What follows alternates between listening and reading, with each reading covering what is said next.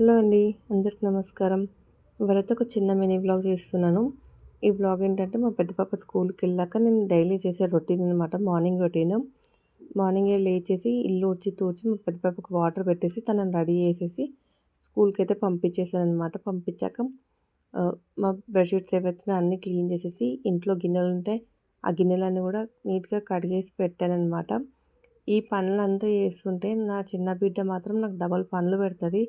ఇంట్లో చిన్న పిల్లలుంటే ఇంతే ఉంటది. మనం ఒక సైడ్ పని చేస్తుంటే ఇంకో సైడ్ వాళ్ళు పని చేస్తూనే ఉంటాం. ఎంత పని చేసినా ఇంట్లో ఉండేవాళ్ళు మాత్రం ఏ పని చేయదు అని అంటారు చూడండి. అక్కడ చాలా బాధ అనిపిస్తది. అటు పిల్లల్ని చూసుకోవాలి, ఇటు స్కూల్‌కెళ్ళే పిల్లలుంటే వాళ్ళని స్కూల్‌కి పంపించాలి టైంకి. చిన్న పిల్లలుంటే వాళ్ళకి ఫుడ్ అనేది పెట్టాలి. అన్నీ చేసినాక కూడా ఇంట్లోనే ఉంటావు కదా! నువ్వేం చేస్తావని ఒక్క మాట తీసి పడేస్తారు చూడండి. ఇంత చేసినా కూడా వేస్ట్ అసలకి. అర్థం చేసుకునే వాళ్ళు కూడా అర్థం చేసుకోరు అసలకి. ఎంత చేసినా అసలకి ఏమీ చేయలేదు అంటే అది ఎప్పుడు గుర్తొచ్చినప్పుడల్లా అరే! ఇంతేనా మన వాల్యూ ఇంట్లో అని అనిపిస్తదనమాట.